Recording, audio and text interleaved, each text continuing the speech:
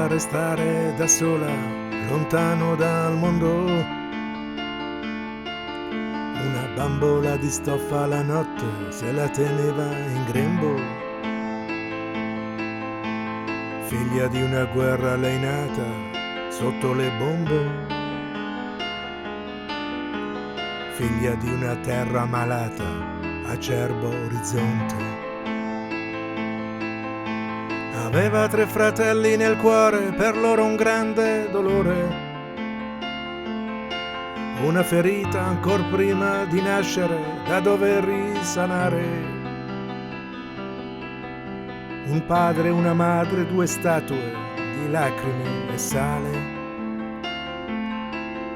Una strada polverosa da dover affrontare, senza mai voltarsi, pur sapendo di non poter tornare. Nel cuore speranza malgrado, una vita da cane. Nel mondo fiducia malgrado, la notte glaciale.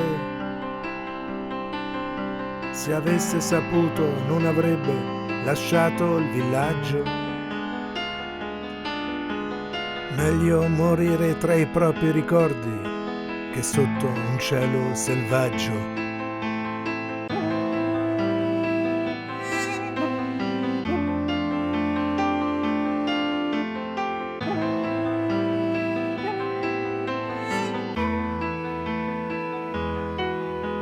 Amava restare da sola, lontano dal mondo. Ma il destino per certe persone è un ciclo orrendo. Mai una goccia di sole per curare i suoi occhi. Per lei solo una dolce carezza di una madre a pezzi. Aveva 3 fratelli nel cuore, per loro un grande dolore. Una ferita ancor prima di nascere, da dover risanare. Un padre e una madre, 2 statue di lacrime e sale. Una strada polverosa da dover affrontare, senza mai voltarsi, pur sapendo di non poter tornare. Nel cuore una speranza malgrado, una vita da cane. Nel mondo fiducia malgrado, la notte glaciale.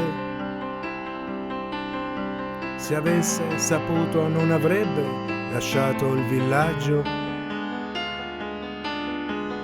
Meglio morire tra i propri ricordi che sotto un cielo selvaggio.